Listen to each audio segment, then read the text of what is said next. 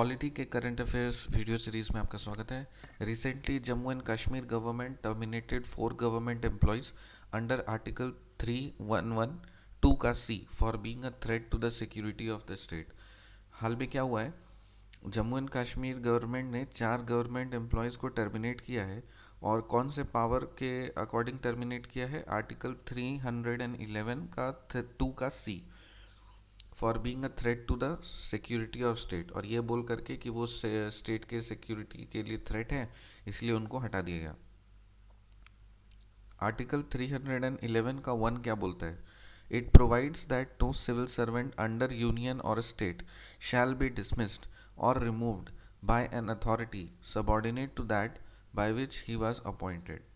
सो article 311 का A section 1 ये बताता है कि अगर किसी सिविल सर्वेंट को अगर अपॉइंट किया गया है तो उससे नीचे जो डेजिग्नेशन में वो उसको हटा नहीं सकते।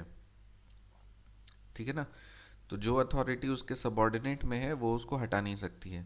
तो ये पावर मिला हुआ है आर्टिकल 311 का 1 से। फिर आर्टिकल 311 का 2 ये क्या करता है? It provides that no civil servant shall be dismissed और रिमूव्ड और reduced in rank except after an inquiry in which he has been informed of the charges against him and given a reasonable opportunity of being heard. So it provides that no civil servant shall be dismissed or removed or reduced in rank except after an inquiry in which he has been informed of the charges against him and given a reasonable opportunity of being heard. तो देखो, कोई भी civil servant को dismiss या remove नहीं किया जा सकता है या फिर उसका रैंक को कम नहीं किया जा सकता है, एक्सेप्ट एक्सेप्शंस है जब तक कि कोई इंक्वायरी ना हो जाए।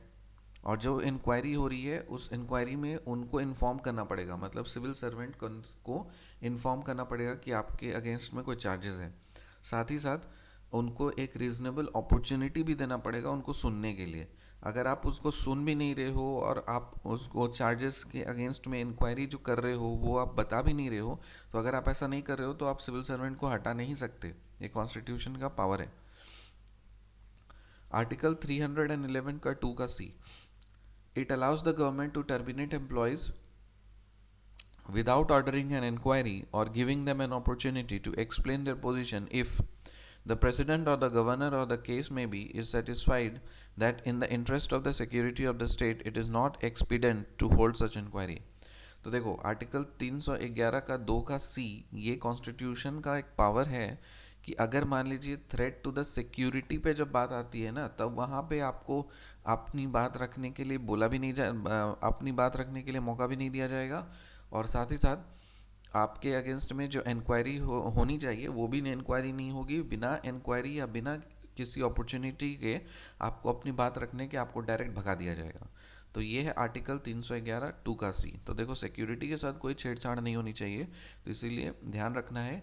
और जनरली ऐसे ही होता है, मतलब पर्सनल ग्रजेस निकालने के लोग भी इस चीज़ का फ़ायदा उठाते हैं कि बोल देंगे हाँ सिक्योरिटी के लिए थ्रेट है। हालांकि सिक्योरिटी थ्रेट सिक्योरिटी के लिए मतलब कंट्री के लिए या स्टेट के लिए सिक्योरिटी के थ्रेट नहीं होते। मोस्ट ऑफ द केसेस में ऐसा होता है कि मतलब भगाना पड़ता है कि मेरी आइडियोलॉजी के साथ मैच नहीं कर रहा, तो मेरे काम में टांग अड़ा रहा है, तो ठीक है बता दो ये देशद्रोही है और फिर उसको भगा दो। ऐसा होता है।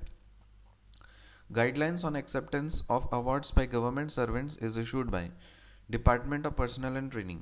जो गाइडलाइंस रिलीज करती है ना, कि कौन सा guidelines on acceptance of awards by government servants, मतलब गवर्नमेंट सर्वेंट्स को जो गाइडलाइंस रिलीज करती है, गवर्नमेंट सर्वेंट्स के लिए जो गाइडलाइंस होती है वो कौन रिलीज करता है? Department of personal and training, DOPT. Awards given by private bodies और ऑर्गेनाइजेशंस। देखो यहाँ पे guidelines on acceptance of awards by government servants is issued by department of personal and training. तो जो गवर्नमेंट सर्वेंट्स हैं या सिविल सर्वेंट्स हैं उनके लिए अगर कोई भी मान लीजिए अवार्ड्स का एक्सेप्टेंस का जो गाइडलाइंस है वो कौन रिलीज करता है? Department of personal and training release करता है। Awards given by private bodies और ऑर्गेनाइजेशंस में be accepted by the government servants only with prior approval of competent authority. और कॉम्पिटेंट अथॉरिटी कौन होता है? Secretary of the concerned ministry या department. तो अगर आप किसी विभाग में काम कर रहे हैं तो उस विभाग या उस डिपार्टमेंट के उस मिनिस्ट्री के सेक्रेटरी से आपको परमिशन लेनी पड़ेगी कि आपको कोई गिफ्ट देना चाहते हैं, आपको कोई अवार्ड से नवाजना चाहते हैं। अगर वो आपको परमिशन देंगे तभी आप वो अवार्ड ले सकते हो, वरना नहीं ले सकते हो। ठीक है। Competent authority may grant approval to accept awards by private bodies or organizations subject to two conditions. दो conditions होनी चाहिए जो competent authority आपको permission देंगे। पहला कि award should not have in monetary component, मतलब पैसा का कोई award नहीं होना चाहिए। ठीक है, award should not have any monetary component. और दूसरा, credentials of private bodies should be trustworthy, और जो प्राइवेट बॉडीज का जो क्रेडेंशियल्स है ना वो ट्रस्टवर्दी होना चाहिए। ठीक है, ट्रस्टलेस नहीं होना चाहिए। रिकैप कर लेते हैं। Recently Jammu and Kashmir government ने 4 गवर्नमेंट एम्प्लॉयज़ को टर्मिनेट कर दिया। कौन से आर्टिकल से? आर्टिकल 311 का 2 का सी से, for being a threat to the security of the state. Article 311 का 1 बोलता है, it provides that no civil servant under union और स्टेट शैल बी डिसमिस्ड और removed by an authority subordinate to that by which he was appointed. Article 311 का 2 बोलता है, it provides that no civil servant shall be dismissed और removed और reduced in rank except after an inquiry in which he has been informed of the charges against him and given a reasonable opportunity of being heard. Article 311 का 2 का सी बताता है कि it allows the government to terminate employees without ordering an inquiry or giving them an opportunity to explain their position if the president or the governor or the case may be is satisfied that in the interest of the security of the state it is not expedient to hold such inquiry.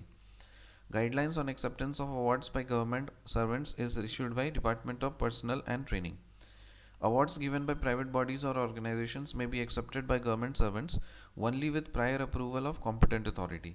And competent authority कौन होता है? Secretary of the concerned ministry or department. Competent authority may grant approval to accept awards by private bodies or organizations subject to two conditions. Award should not have any monetary component and credentials of private bodies should be trustworthy. See you in the next video. Till then, bye.